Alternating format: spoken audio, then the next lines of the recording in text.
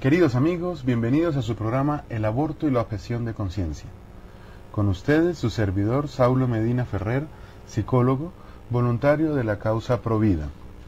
Hoy vamos a continuar con nuestra serie con el nombre que hemos mencionado, El aborto y la objeción de conciencia. Vamos a continuar con esta serie de programas con el número 3. Hoy vamos a tener un diálogo que yo espero que sea muy dilucidador, que nos ayude a mirar en una perspectiva más amplia y más clara. ¿Por qué, de cuando en cuando, por qué no pasa una semana sin que en los periódicos se hable del aborto? ¿Por qué no pasa, por qué no pasa un lapso corto de tiempo para no caer en alguna inexactitud de pronto, sin que salga un mensaje por ahí de una niña que de pronto está sufriendo mucho? Y es cierto que está sufriendo mucho, porque parte de la carnicería de un aborto es que se aprovechan del dolor de la madre que no esperaba hacerlo. ¿Por qué no pasa un tiempo sin que sepamos de esas noticias, como para, comillas, sensibilizarnos y sentir, no, es que toca hacer eso, es que pobre señorita, es que pobre mujer? Y yo pregunto, ¿y alguien ha dicho pobre el bebé? ¿Alguien ha dicho pobrecito ese niño que todavía no ha nacido, pero que ya tiene sentimientos, o bueno, sentimientos tal vez no sea una palabra exacta, sensaciones, y le duele? Porque hay pruebas que se hacen con ultrasonido y con toda esta tecnología ciertamente moderna, que permite determinar que hay ondas cerebrales y que hay sensación de dolor en un niño. Y yo no sé a usted que me está escuchando, querido amigo, pero yo por lo menos creo que sentiría un gran dolor si alguien me cogiera con una pinza a tratar de partirme mis brazos. No sé pues el resto de las personas, pero creo que todos los seres humanos somos de esa manera. Entonces hoy vamos a hacer un poco de historia y vamos a conocer esta realidad del aborto. Yo quiero comenzar mencionando algunas cositas generales.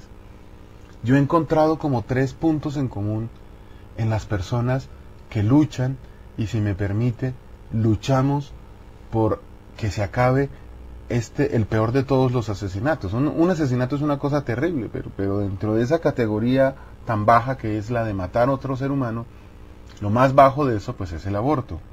Yo he encontrado 3 cosas en común. La primera, hay una clara creencia de que esto es un pecado. Es decir, los únicos que luchan, o bueno, no sé si los únicos, pero por lo menos lo que uno ve, así como fuertemente, que tiene una lucha contra el aborto, es la población que es cristiana, y diría yo que católica. Tal vez en Estados Unidos, en donde hay una presencia un poco más grande y mucho más grande de iglesias protestantes, tal vez allá se puedan ver un poco más movimientos protestantes. Sin embargo, lo que uno encuentra es que las personas que luchan, y repito, luchamos, tenemos claro que esto es una ofensa grande a Dios, como lo dijimos en un programa anterior. El segundo aspecto es que se habla del bebé. La mayoría de feministas modernas no tienen en cuenta al bebé. Y yo pregunto, ¿cómo puede ser una esencia de mujer que rechaza su propia esencia, la de ser madre? Ok, una mujer no tiene solo una dimensión de madre, por supuesto es la más importante, pero ¿cómo rechazar lo más importante? Esa es como la segunda condición que yo he visto a este respecto. Y lo tercero que yo he visto es un querer mirar el problema del aborto, la tragedia del aborto, en una perspectiva social. Porque se pretende que la señorita o que la mujer, independientemente de su edad, que aborte, se quede en silencio, o sea, sea un espectáculo, sea una situación totalmente anónima, privada. Y, por ejemplo, hay una estadística que yo conocí alguna vez, y es que en Bogotá se presenta la mayor cantidad de abortos los viernes por la tarde. ¿Por qué razón? Porque los abortistas van haciendo su negocio, así como el que vende carros llama al señor para decirle, bueno, ¿qué opina del carro que le ofrecí? Si le parece que es un buen motor, cómo está bien, qué opina su esposa, etcétera. El abortista también va cultivando a la pobre niña asustada, a la señorita que no ve otra salida. Y cuando finalmente logra su negocio, el uno se gana la vida vendiendo carros, el otro se gana la vida descuartizando seres humanos. Cuando finalmente logra su negocio, pues es muy probable que sea un viernes. ¿Por qué? Porque le dicen a la señorita, mira, tú te haces el procedimiento, acuérdate lo que decíamos en el programa anterior, ¿no? IVE, se empieza a tratar de decir, el IVE, me voy a hacer un IVE, como que me voy a cortar el cabello, ¿no? Entonces tú te haces el procedimiento el viernes y descansas el sábado y el domingo. Y si acaso el lunes todavía estás manchando, pues le dices a tu mami que te llegó el periodo muy fuerte y que quieres quedarte en casa, que no vas a ir a clases si es una estudiante. Y ya el martes o más tardar el miércoles continúas con tu vida. Y no tienes por qué dejar tus estudios por un niño por el cual no estabas preparada, fue un error, la próxima vez lo vas a hacer mejor. El problema es que ese aborto, esa carnicería que sucede de manera callada y fría y silenciosa, apúrele que tengo 5 o 6 procedimientos más que hacer, eso no se queda ahí solamente en el vientre de esta mujer, sino que como ella está tan conectada a la vida como todas las mujeres, esto empieza a afectarla de una manera que vamos a ver en estos programas, a nivel emocional, a nivel afectivo, a nivel espiritual. Pero yo sigo con mi historia. Las personas que luchamos por el aborto nos damos cuenta que esto tiene un problema social. ¿Y por qué es un problema social? Porque el aborto es el mayor genocidio que pueda existir, es un genocidio silencioso, ¿no? Ya sabemos que la palabra genocidio hace referencia pues a matar a una generación. Genocidio, generación, viene de la misma palabra. Mire, les voy a dar un dato que dije en un programa anterior, me lo encontré ya como un poco más exacto. Un aborto en Estados Unidos cuesta en promedio $375.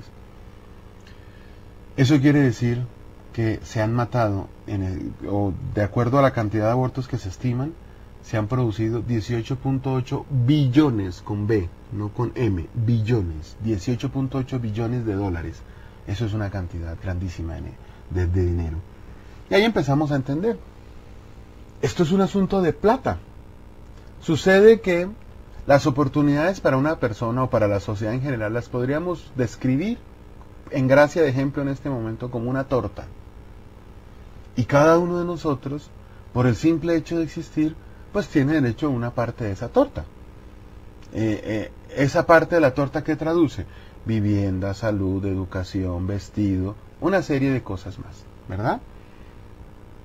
Pero como el corazón humano es avariento, como el corazón humano no se sacia con lo que tiene, sino que siempre pide más, y qué lástima que no le pidamos más a Dios, que es lo que verdaderamente nos sacia, entonces hay unos personajes que no contentos con su pedacito de la torta, quieren un poco más. Y ya usted va viendo la conclusión. Si todos quisiéramos toda la torta, ¿qué le pasaría a los demás? Bueno, pues entonces yo no puedo toda la torta, pero si hay personas, o hay agrupaciones de personas que tienen una cantidad grande e importante de la torta, en contraprestación, otro grupo grande de personas se va a quedar sin la torta. Y eso es lo que sucede en buena parte con el aborto. ¿Y quiénes son los que se quedan sin el pedazo de la torta?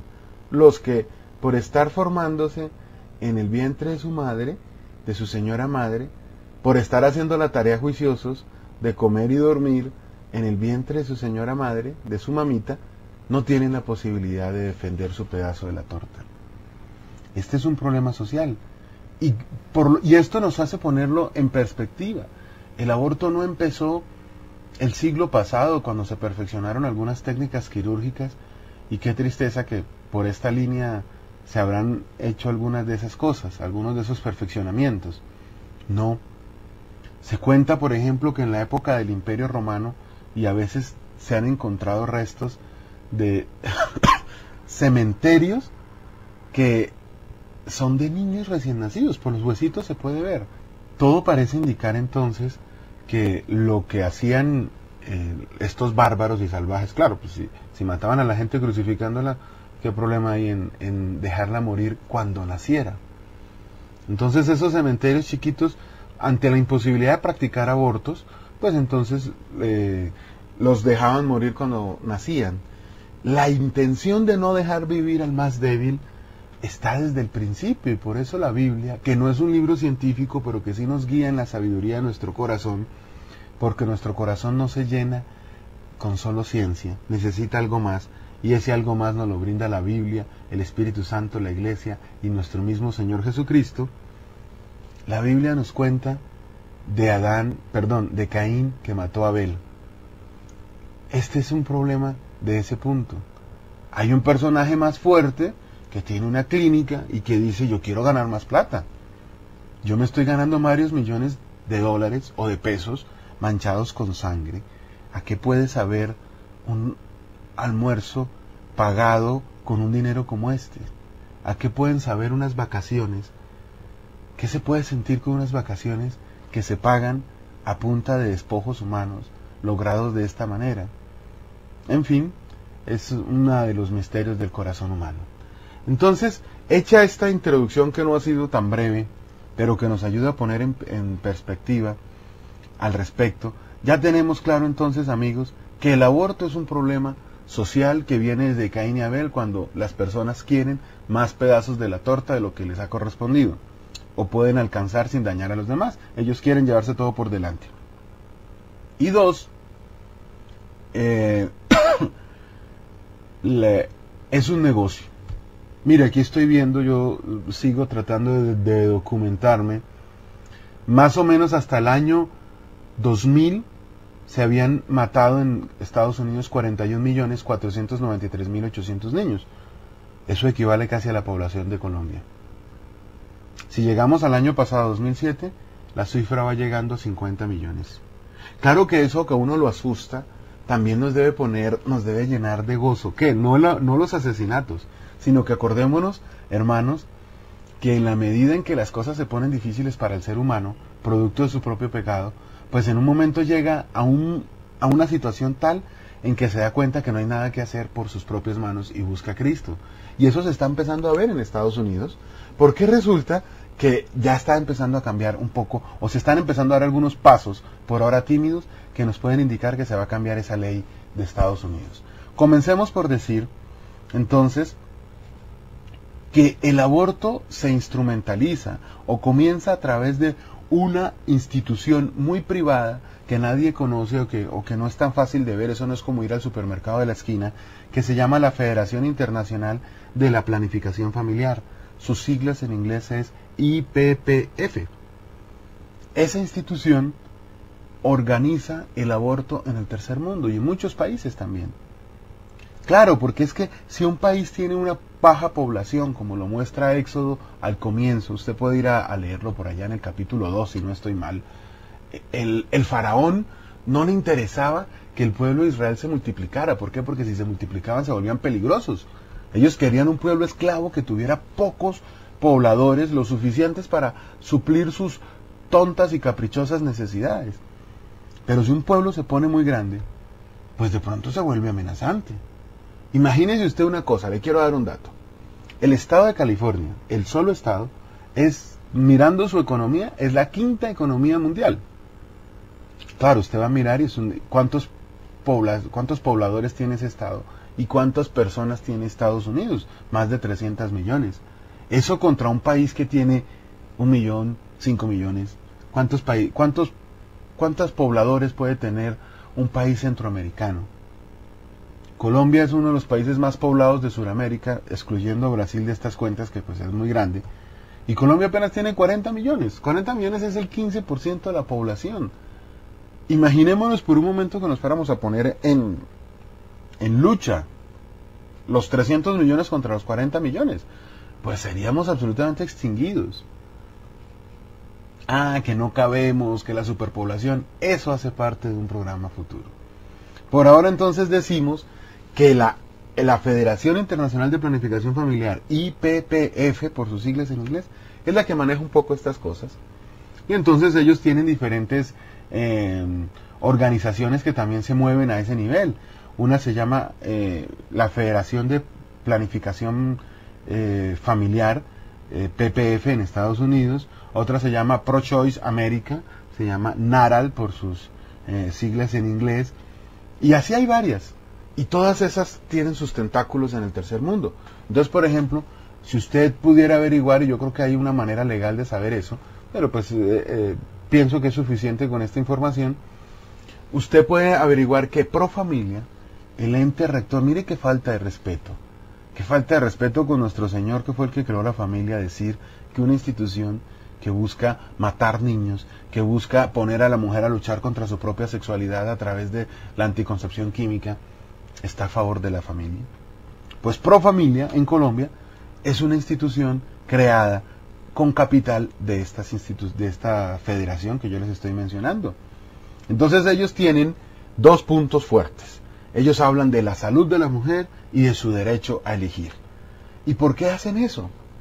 Pues porque aquí yo tengo que decir con vergüenza que los hombres, estoy hablando del sexo masculino, los hombres hemos agredido durante siglos a las mujeres.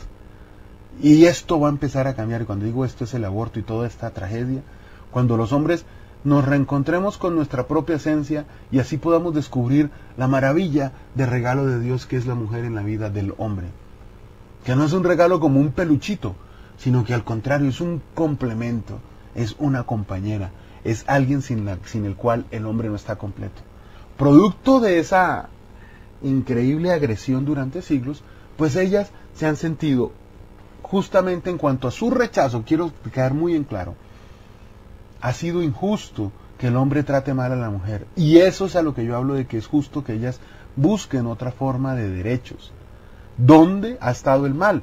En que la señora Margaret Sanger, alrededor de 1942, empezó con un pasado oscuro con relación al Ku Klux Klan y demás, empezó a mover a las mujeres para que escogieran y pudieran hablar de la salud reproductiva de la mujer y su derecho a elegir.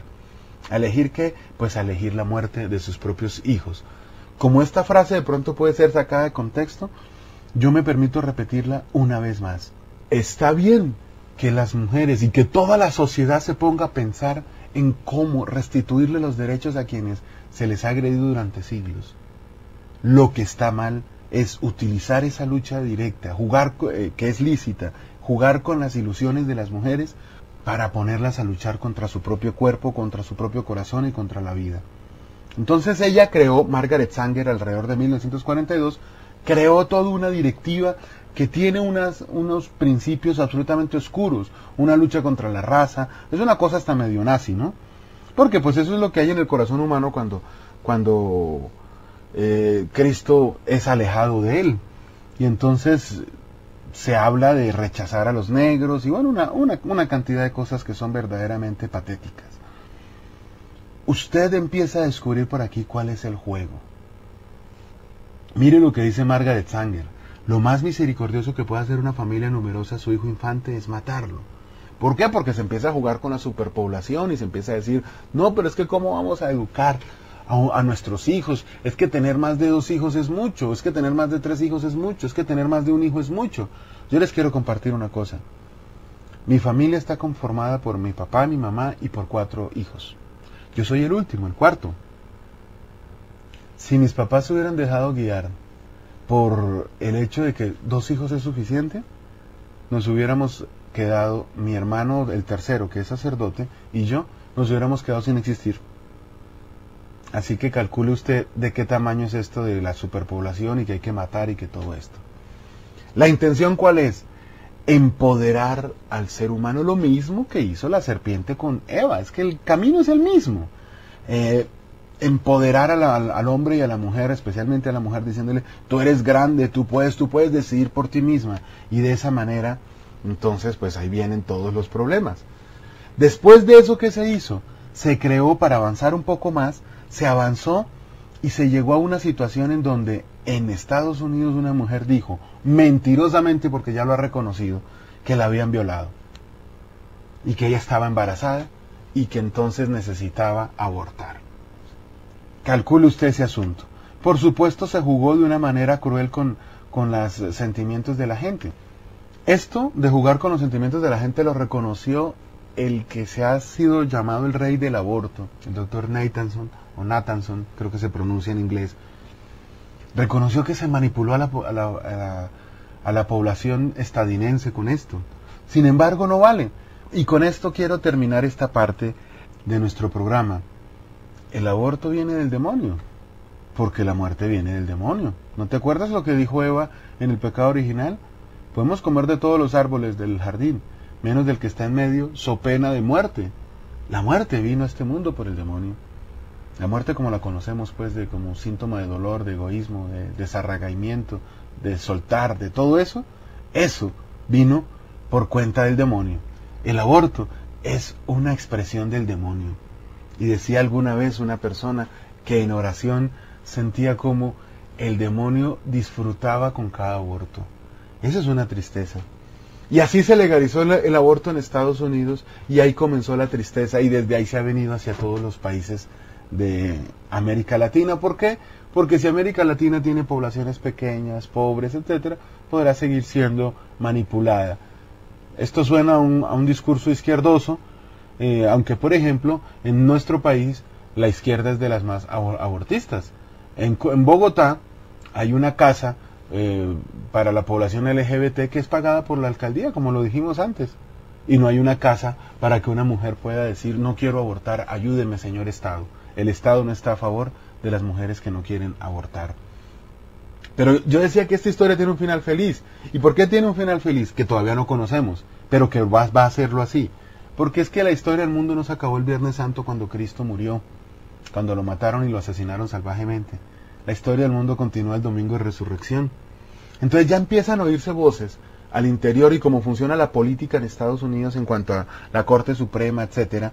Empiezan a oírse voces de que hay algunos magistrados que están pensando o que estarían a favor de dar su voto para acabar con esta legalización del aborto.